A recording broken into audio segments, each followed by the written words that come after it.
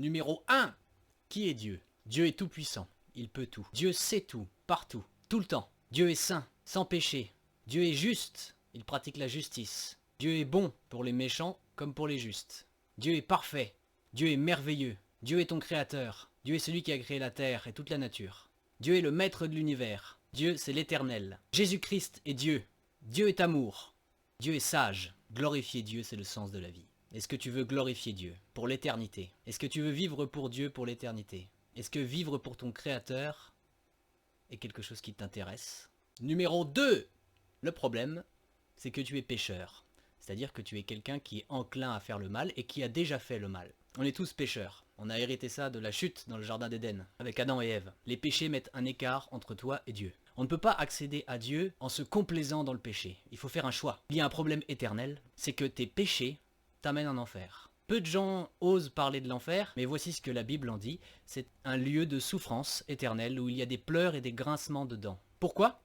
Parce que Dieu est juste. Il ne peut pas accepter quelqu'un au paradis en sachant qu'il a fait du mal et qu'il doit payer. On a un Dieu saint, on a un Dieu juste, aussi plein d'amour. Mais accéder à lui est impossible à cause du péché, à cause du mal. Numéro 3. Tu dois choisir entre le mensonge et la vérité, entre la justice ou l'injustice, entre ce que te propose ce monde et ce que te propose Jésus-Christ, entre ta gloire, ta personne et la personne même de Dieu. Tu dois choisir si ton père c'est Satan ou si ton père c'est Dieu. Tu dois choisir si ton maître c'est Satan ou si ton maître c'est Jésus-Christ. Tu dois choisir entre le paradis et l'enfer. Tu dois choisir entre la vie éternelle et la mort éternelle. Tu dois choisir entre adorer le diable ou adorer Jésus-Christ. Entre adorer ce monde ou adorer Dieu. Entre le péché et la sainteté. Entre le mal et la pureté. Entre la foi et l'incrédulité. Entre l'amour de l'argent et l'amour de Jésus-Christ. Tu dois choisir maintenant. Tu dois faire un choix. Aucune neutralité ne sera tolérée devant Dieu. Comment vivre pour Dieu? On ne peut pas vivre éternellement pour Dieu si on choisit le mal. Quelle est donc la solution? Numéro 4. Voici ce que dit la Bible. Car Dieu a tant aimé le monde qu'il a donné son Fils unique, afin que quiconque croit en lui ne périsse pas, mais qu'il ait la vie éternelle. Voilà ce que Dieu a fait. Il est venu sur terre, à la fois en tant que 100% Dieu et 100% homme, et il a payé le prix éternel de ceux qui croiraient, de ceux et de celles qui croiraient. Qu'est-ce qu'il a fait pour eux? Il a souffert pour leurs péchés, il est mort pour leurs péchés. Il a payé toute la justice de Dieu pour leurs péchés, toute la justice éternelle de Dieu pour leurs péchés, c'est-à-dire l'enfer.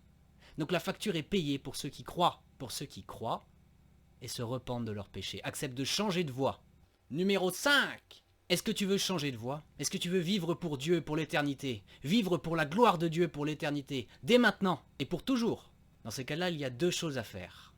Premièrement, croire. Croire quoi? Croire que Jésus est mort, qu'il a souffert pour tes péchés, qu'il est mort pour tes péchés, qu'il a payé la justice éternelle de Dieu, et croire qu'il est ressuscité. Et la deuxième chose, c'est de se repentir de ses péchés, demander pardon à Dieu. Alors si tu as accepté de croire ce que je viens d'expliquer là, il faut que tu acceptes aussi de te repentir de tes péchés.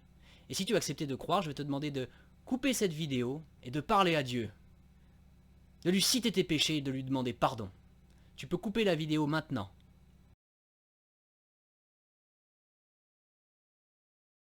Numéro 6. Assume que tu crois.